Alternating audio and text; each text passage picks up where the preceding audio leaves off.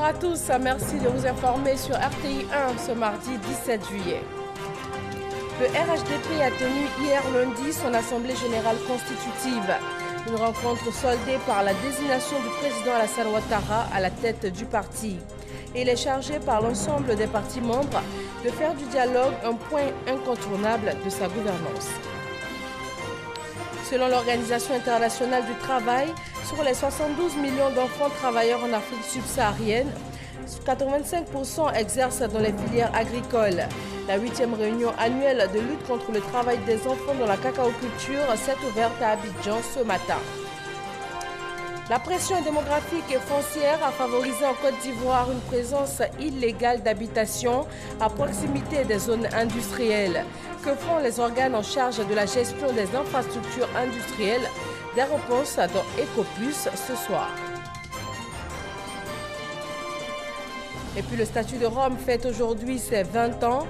Il a été adopté avec pour impératif moral de prévenir et aussi d'apporter une réponse idoine et concertée aux crimes de masse commis partout dans le monde. Bienvenue dans le 20h, vous êtes sur RTI 1. Le développement des infrastructures économiques en Afrique de l'Ouest au cœur d'une rencontre ivoiro-nigérienne. Le ministre nigérien du Transport a été reçu par le chef de l'État ivoirien. Awa Touré revient sur cette rencontre. La Côte d'Ivoire et le Niger, ensemble pour la réalisation de grands projets dans la sous-région ouest-africaine. C'est dans ce cadre que le ministre nigérien des Transports, Mahamadou Karidjo, est venu remettre au président de la République Alassane Ouattara un message de son homologue Mahamadou Issoufou, un message d'amitié qui va dans le sens du renforcement des relations de coopération entre les deux pays. Nous avons échangé sur les engagements des deux présidents à rapprocher les peuples, à soutenir des projets intégrateurs qui vont permettre à nos deux pays de mieux faciliter le commerce et la circulation des personnes. Ensuite, nous avons échangé sur les possibilités pour consolider, réhabiliter et prolonger les voies de communication, notamment les chemins de fer entre les différents pays de la sous-région.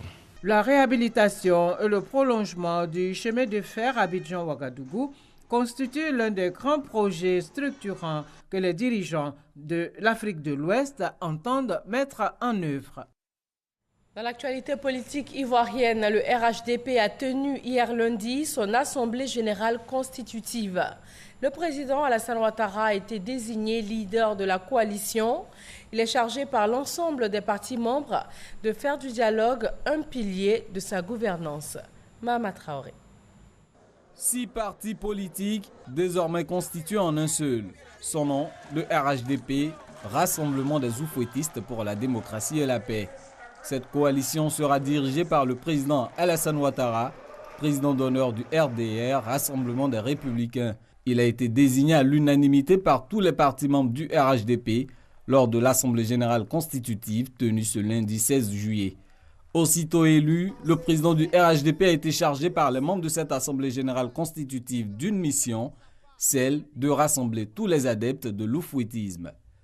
L'Assemblée générale constitutive autorise le président du RHDP, son Excellence Alassane Ouattara, à poursuivre les discussions avec le président du PDCI RDA et tous les autres partis politiques en vue de la consolidation des acquis du RHDP. Les membres fondateurs du RHDP réunis en Assemblée générale constitutive ont encouragé le président du parti, son Excellence M.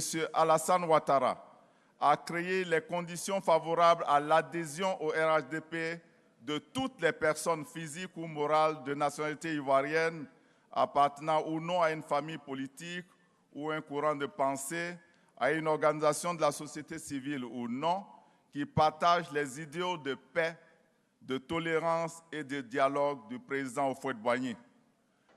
Le RHDP poursuit sa mise en place progressive. Prochaine étape, la tenue d'un congrès annoncé dans les meilleurs délais. Henriette Dagri-Diabaté et Albert Touakus-Mabry ont été respectivement désignés premier et deuxième vice-président du RHDP. Lors de cette rencontre qui a marqué la création du parti unifié et qui a vu la désignation du président Alassane Ouattara à la tête du RHDP, il a appelé à l'union autour de ce parti unifié. Awa Touré. Je suis honoré d'assumer la présidence du RHDP. Vous pouvez me faire confiance. Je donnerai le meilleur de moi-même. Je ferai tout pour rassembler tous les enfants d'Houphouët-Boigny.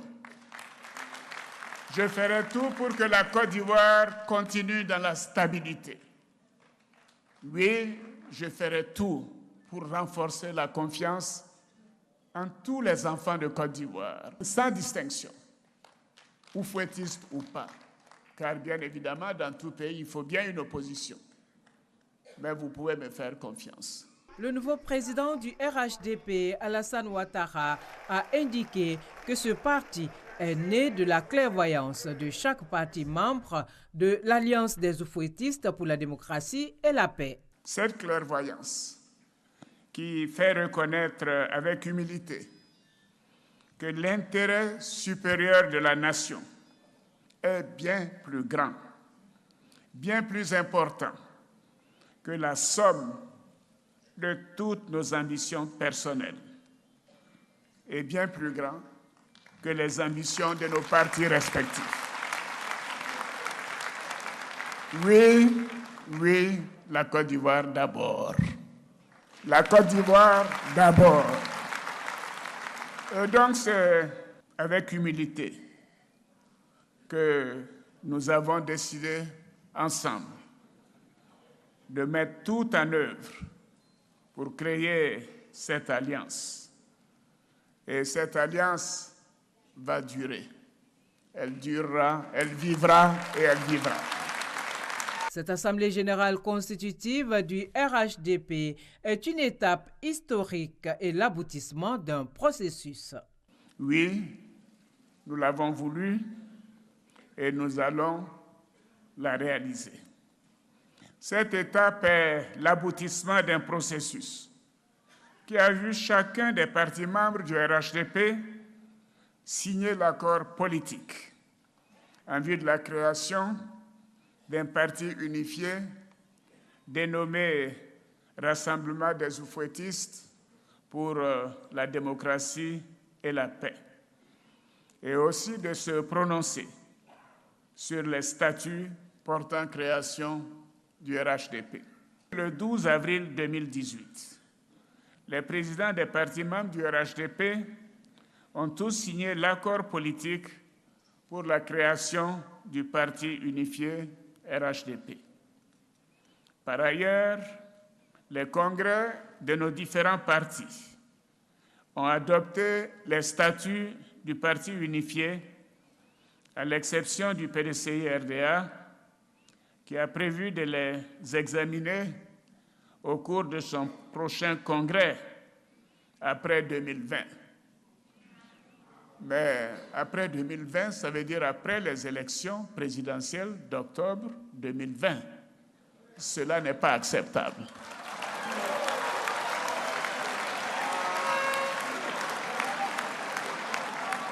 Oui, cela n'est pas acceptable parce que nous voulons rester ensemble. Nous voulons cette union. Nous sommes les enfants de Félix Houphouët-Boigny. Oui, nous devons rester ensemble.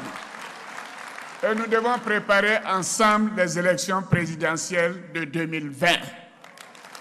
Nous ne devons pas accepter de nous laisser diviser. Nous ne devons pas accepter. Mon aîné, le président Bédié et moi, nous savons ce qu'a coûté à la Côte d'Ivoire nos incompréhensions du passé. Cela ne doit plus se reproduire. Et je voudrais dire combien je suis impressionné par mon jeune frère Adjoumani. Oui, un vrai oufouettiste. J'ai suivi attentivement toutes ses déclarations. Adjoumani ne veut pas casser le PDCI-RDA. Et je ne souhaite pas et je ne veux pas que le PDCI-RDA soit cassé en bloc pour venir au RHDP. La place du PDCI-RDA, c'est au RHDP et nous attendons le président Bédié qu'il valide le statut pour le parti unifié, le RHDP, comme mandat le lui a été donné par le bureau politique. Pour le président Alassane Ouattara, le Rassemblement des oufouettistes pour la démocratie et la paix est une alliance forte. Ensemble, nous avons conquis le pouvoir d'État en 2010, nous l'avons renouvelé en 2015 et nous allons le gagner en 2020. Ensemble, nous avons une écrasante majorité à l'Assemblée nationale et au Sénat. Et ceci nous a permis de mettre en œuvre notre programme pour la Côte d'Ivoire et pour les Ivoiriens. Certes, ce parcours n'a pas été un long fleuve tranquille. Nous avons connu des moments difficiles, des moments de douleur qui ont testé notre foi en cette union. C'est vrai, notre union a été mise à l'épreuve. Après notre victoire à l'élection présidentielle de 2010, notamment quand nous nous sommes retrouvés à l'hôtel du Golfe, durant 4 mois et demi. Et je peux vous faire un aveu, c'est pendant cette période que le vice-président Daniel Kablan-Duncan a rédigé le manifeste pour le RHDP. Il faut que nous restions ensemble. Je demande à mon aîné, le président Henri Konan Bédié, nous devons rester ensemble comme nous l'avons fait à l'hôtel du Golfe face à la mort et au bombardement. Ce lundi 16 juillet voit donc la naissance du parti unifié RHDP. Un bel hommage au père fondateur de la Côte d'Ivoire moderne, Félix Houphouët-Boigny, dont la vision s'articulait autour de la paix, le dialogue et la cohésion sociale. Pour cette Assemblée générale constitutive, des centaines de militants des partis membres du RHDP ont pris d'assaut hier le palais des congrès de l'Hôtel Ivoire. Ils voulaient tous être aux premières loges pour la création du parti unifié. Ahmed Traoré et Abou Sanogo. Ils étaient nombreux à effectuer le déplacement au Sofitel Hôtel Ivoire pour participer à l'Assemblée générale constitutive du RHDP, le Rassemblement des oufouettistes pour la démocratie et la paix. Ils sont venus aussi bien de communes du district d'Abidjan que des villages de l'intérieur du pays. De l'hôtel communal de Cocody au Sofitel Hôtel Ivoire, la mobilisation était totale. Le président du comité d'organisation d'Amabik Togo veille ici à ce que tout se déroule sans accroc. Au plan sécuritaire, la police nationale et des autres forces maintient l'ordre. Les contrôles aux entrées sont assurés. D'abord, on est passé de 10 000 participants à 20 000. Et vous vous rendez compte comment la mobilisation est totale. Aujourd'hui, lorsqu'on essaie d'estimer ceux qui sont là, on part facilement à 70, 75 000, voire 80 000. Parce que quitter d'ici jusqu'au carrefour Saint-Jean, eh bien, c'est bourré de monde. Difficile ailleurs d'avoir accès à la salle. À l'intérieur du palais de congrès Archicom, difficile de se frayer un passage. Les militants du RHDP ont fortement répondu à l'appel des organisateurs, ceux pour exprimer leur adhésion au RHDP unifié. Le RHDP n'est pas forcément des enfants nés des partis qui constituent aujourd'hui le RHDP. Même ceux qui sont en périphérie de ces partis qui s'unissent aujourd'hui ont leur place dans ce grand bloc. Le RHDP, c'est l'unité nationale. Le RHDP, c'est une autre forme de réconciliation nationale également. Donc pour nous, c'est une très très bonne chose et on est heureux d'accélérer la mise en place des structures du RHDP. Nous sommes donc là pour apporter notre soutien total, indéfectible, au président Alassane Ouattara et à tous les partis membres du RHDP pour que véritablement ce parti puisse voir le jour et contribue à continuer à stabiliser la Côte d'Ivoire au plan économique et au plan social. Plusieurs têtes couronnées ont participé à cette Assemblée générale constitutive. De même que tous les partis politiques concernés. Dans la grande salle du palais de congrès du Sofitel Hôtel Ivoire, l'ambiance était entretenue par des artistes de renom.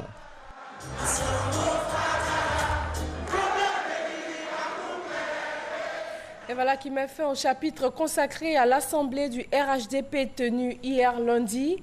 Intéressons-nous maintenant à la réunion annuelle du groupe de coordination des actions de lutte contre le travail des enfants dans la cacaoculture ce matin à Abidjan. Cette 8e réunion a été présidée par la première dame Dominique Ouattara. Mahama Traoré et Abiba Dombele Sawe. L'OIT, l'Organisation internationale du travail, dénombre 72 millions d'enfants travailleurs en Afrique subsaharienne. 85% de ces enfants exercent dans les filières agricoles telles que le cacao. Une situation alarmante que combat depuis 2010 le groupe de coordination des actions de lutte contre le travail des enfants dans la cacaoculture en Côte d'Ivoire et au Ghana. Chaque année, les deux parties, soutenues par le gouvernement américain, l'industrie cacaoyère et la société civile, tiennent une réunion annuelle. Cette année, elle se tient pour la première fois en terre ivoirienne, en présence de la présidente du Comité national de surveillance des actions de lutte contre le travail des enfants, la première dame de Côte d'Ivoire, Dominique Ouattara. L'objectif étant de passer en revue les efforts déployés en vue d'éradiquer le travail des enfants. Grâce à la coordination et au suivi des actions, nous enregistrons au fil des années des progrès notables vers l'atteinte de notre objectif commun, à savoir celui de réduire de 70% les pires formes de travail des enfants dans le secteur du cacao au Ghana et à Côte d'Ivoire à l'horizon 2020. Nous, en tant que pays, le Ghana et la Côte d'Ivoire, devons être engagés.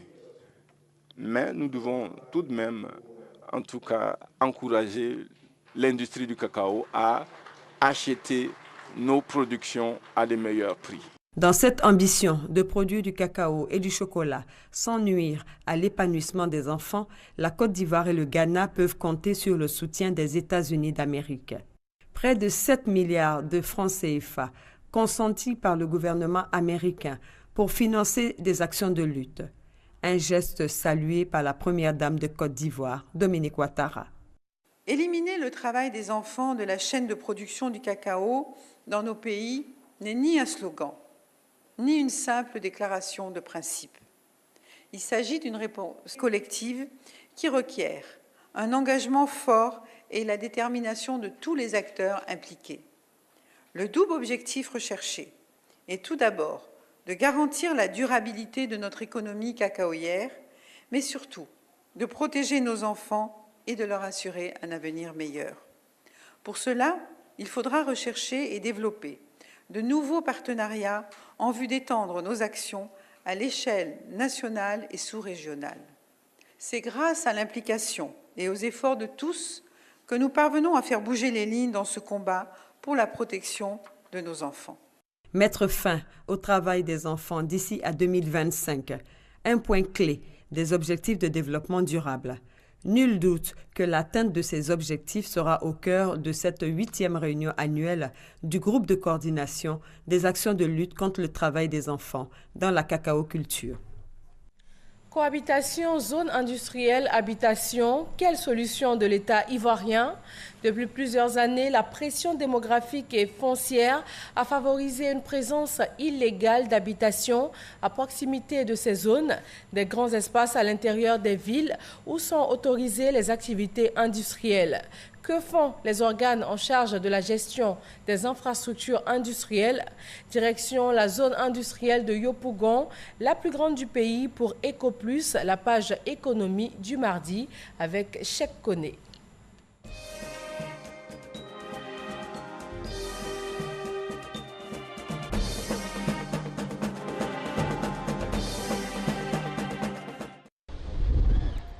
Un incendie d'une rare intensité, une usine de peinture ravagée par les flammes.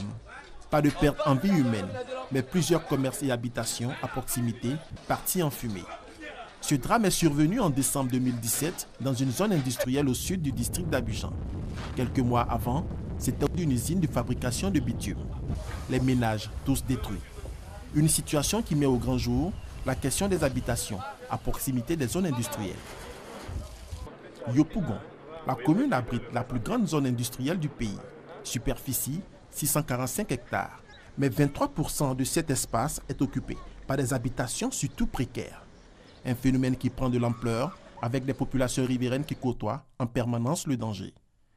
Aristide, Yves et Jean-Jacques sont des leaders d'associations de jeunesse dans le quartier de Mikao à Yopougon. Un quartier d'environ 5000 âmes à proximité de la zone industrielle de Yopougon. Mais voilà maintenant plusieurs années que ces jeunes se battent pour éviter le pire. Les soirs, quand on dort, par moments, on a des odeurs suffocantes qui arrivent jusqu'à nous. Et même, on a l'impression que c'est dans ces usines-là que nous vivons. Non loin de là, dans le quartier d'Andokwa, c'est la situation inverse. Malgré le déclassement de ce site pour cause d'utilité publique, des unités industrielles continuent d'y exercer depuis une vingtaine d'années. Cette série nous cause assez de dégâts comme quoi les maisons qui ont été construites aujourd'hui sont fissurées. Le déchargement des billes de bois fait que les murs n'arrivent pas à tenir. Quand il pleut, c'est le comme on n'arrive pas à passer. La voie est complètement barrée. Cet opérateur n'a pas eu d'affectation officielle de l'État pour s'installer donc et travailler dans ces conditions. C'est une zone qui initialement était dédiée à une zone d'activité artisanale. Donc la plupart de tous ces autres opérateurs qui sont venus s'installer n'ont pas forcément respecté la procédure. Si bien qu'ils ne sont même pas identifiés. Déchets industriels, odeurs nauséabondes, cadre de vie insalubre, tel est le quotidien des populations riveraines. S'il y avait peut-être des experts pour nous indiquer que les maux dont les habitants souffrent étaient liés à tout ce qui est fait à côté, on serait plus rassuré, sinon plus renseigné sur l'origine des problèmes que nous avons au niveau de notre santé ici. Quand les populations se plaignent, on se rend sur les lieux et on regarde si effectivement la plainte est avérée. Au cas par cas, on analyse. On appelle l'opérateur, on le convoque ici. Deux fois même, on prend un arrêté d'interdiction ou bien d'arrêt des activités. Avec une vingtaine de zones industrielles réparties sur près de 4000 hectares, le secteur industriel ivoirien représente 22% du produit intérieur brut, 5200 entreprises et 800 000 emplois. Mais les réserves foncières à usage industriel bien identifiées sur les différents plans d'urbanisme n'ont pas été aménagées en raison de l'absence de leur viabilisation. Conséquence, la forte pression démographique, principalement à Abidjan et dans certaines villes de l'intérieur du pays, a eu raison de ces espaces. Pour résoudre cette question, le gouvernement opte pour la création de nouvelles zones respectant les normes en la matière. À couper jeudi PK24 est la matérialisation de cette nouvelle vision. Excentrer le plus possible les zones industrielles des lieux d'habitation.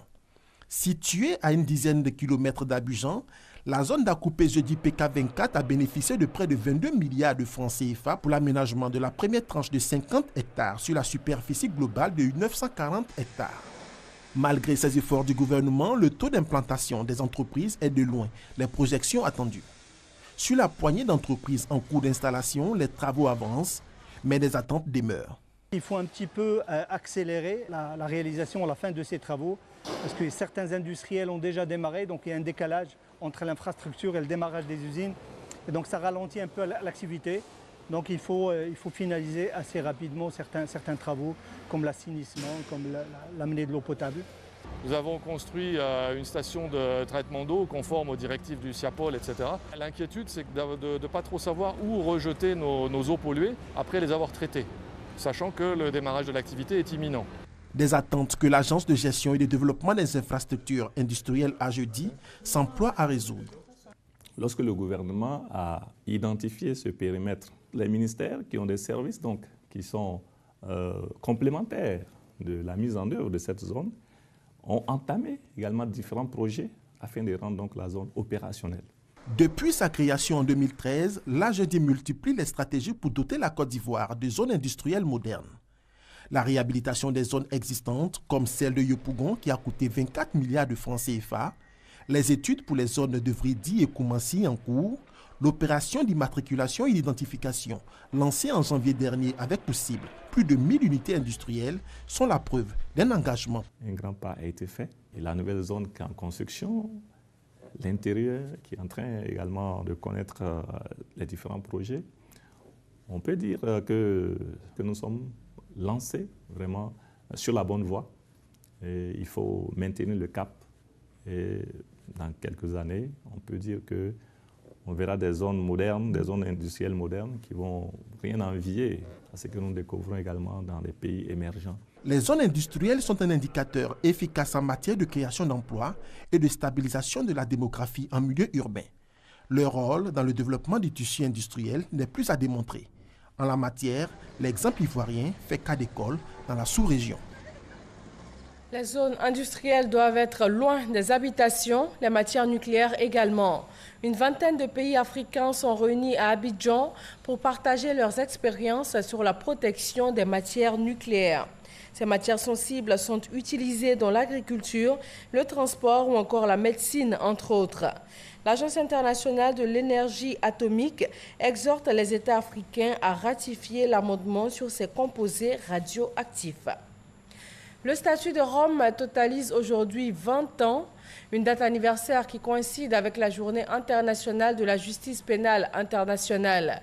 Il y a 20 ans que le statut de Rome a été adopté, avec pour impératif moral d'apporter une réponse idoine et concertée aux crimes de masse commis dans le monde. Gabriel Zani. 20 ans après l'adoption du statut de Rome instituant la CPI, la Cour pénale internationale, et 16 ans après son entrée en vigueur en 2002, beaucoup d'avancées, mais nombreux sont les défis à relever. À la célébration de cet anniversaire de l'adoption du statut de Rome, l'heure est au bilan. La création de la CPI a suscité beaucoup d'espoir. Aujourd'hui, après 20 ans d'existence, la CPI est comme tout adolescent en devenir. Il faut l'aider à surmonter les épreuves et à corriger les erreurs. Je voudrais donc souligner que l'impunité qui prévaut pour le génocide, les crimes de guerre et les crimes contre l'humanité a de graves répercussions sur la prévention des conflits et le développement durable. Aider la CPI, c'est le plaidoyer que soutient le président de la coalition ivoirienne pour la Cour pénale internationale. Car la valeur ajoutée de la Cour n'est pas encore perceptible, tant la durée de ses enquêtes et procès remettent en cause sa performance eu égard aux affaires pendantes. En 20 ans, la CPI a été saisie de 26 affaires. Ses juges ont délivré 9 citations à comparaître, prononcé 8 condamnations et 2 acquittements. 11 enquêtes et 10 examens préliminaires sont en cours. C'est le lieu donc de saluer la collaboration des États parties. Le statut de Rome que nous célébrons tous aujourd'hui autour du thème « Bâtir un monde plus juste » représente une vision commune des États et de la société civile de tous les continents, selon laquelle certains crimes sont tellement odieux que leur poursuite doit être assurée par une institution internationale forte et permanente qui respecte le principe de la complémentarité et protège ainsi à la fois la souveraineté nationale et la capacité de toute la communauté internationale d'endiguer le péril pour toute l'humanité. Il convient aussi à l'État ivoirien de réitérer ses engagements vis-à-vis du statut de Rome. L'État du Côte d'Ivoire, pour sa part, continuera à consolider la coopération qu'elle a avec la Cour pénale internationale, à soutenir les actions de la Cour à travers une coopération judiciaire efficace. Le statut de Rome est un pacte de responsabilité des États en faveur de la justice et de la protection des droits humains. En ce sens, la performance de sa cour, la CPI, doit être améliorée. Une table ronde s'est tenue pour recueillir les propositions de juristes présents à la célébration en vue d'apporter une réponse juridique équitable à la commission des crimes de masse dans le monde. Dans l'actualité internationale, près de 600 migrants sont arrivés à Agadez, dans le nord du Niger. Ces ressortissants africains ont été refoulés d'Algérie et abandonnés tout près de la frontière entre l'Algérie et le Niger. Ils ont été obligés de traverser la frontière à pied, les femmes enceintes et les enfants également. L'Organisation internationale pour les migrations compte en tout 16 nationalités différentes avec un grand nombre de femmes et d'enfants. C'est tout pour ce journal. D'autres informations sur le www.rti.ci. Merci de votre attention. Bonsoir à tous et à demain, 13h.